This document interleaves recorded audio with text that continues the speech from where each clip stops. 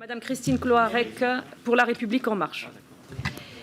Merci Madame la Présidente. Monsieur le rapporteur, chers collègues, vous avez de la suite dans les idées, Monsieur le rapporteur, nous aussi.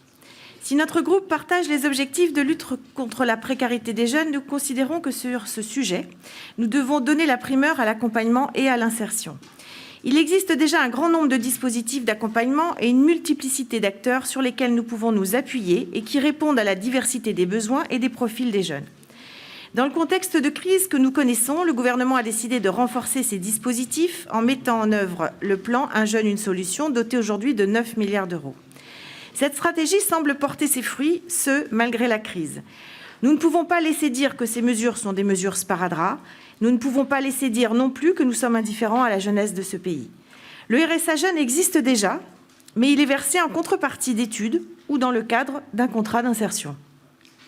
Il serait irréaliste de penser offrir un accompagnement personnalisé de qualité pour l'ensemble des jeunes NEET et précaires, dont le nombre est estimé en 2020 à 1,38 million. Pourquoi ? Parce que les départements ont en charge l'accompagnement des jeunes touchant le RSA, les jeunes actifs, les jeunes parents ou en passe de l'être. Et force est de constater que ces jeunes sont souvent peu et mal accompagnés. Le RSA ne joue pas son rôle initial d'insertion vers l'emploi. Cette mesure est injuste, car elle permettrait aux étudiants des classes supérieures de bénéficier d'une aide de l'État doublée de celle de leurs parents, tandis que d'autres jeunes privés de solidarité familiale se verraient lésés par ce calcul. Aider les jeunes financièrement est une évidence, mais la question est de savoir comment nous les aidons au-delà de l'allocation, comment nous permettons à chaque jeune d'accéder à la formation, à l'emploi durable et à l'autonomie, comment nous évitons les ruptures et les renoncements.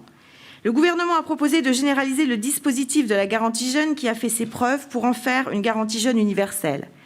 La ministre du Travail consulte en ce moment même les acteurs et en particulier le réseau des missions locales qui accompagne 1,5 million de jeunes par an.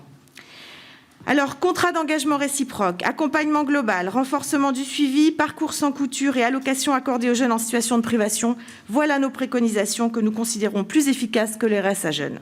Le groupe La République En Marche ne soutiendra pas cette proposition de loi. Merci. Madame Cloarec, vous souhaitiez intervenir avant d'examiner le texte ?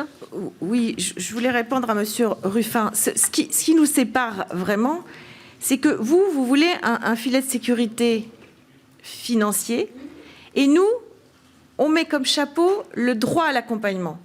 C'est le droit à l'accompagnement qui doit être universel. Et je vous rejoins, c'est un accompagnement global parce qu'on a en face de nous des jeunes qui ne sont pas prêts à l'emploi et qu'on a besoin d'accompagner plus ou moins longtemps. Il faut lever des freins périphériques qui peuvent être liés au logement, à la santé, à la mobilité, à l'accès aux droits.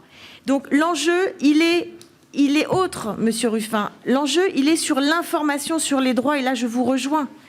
Il est sur le repérage des invisibles.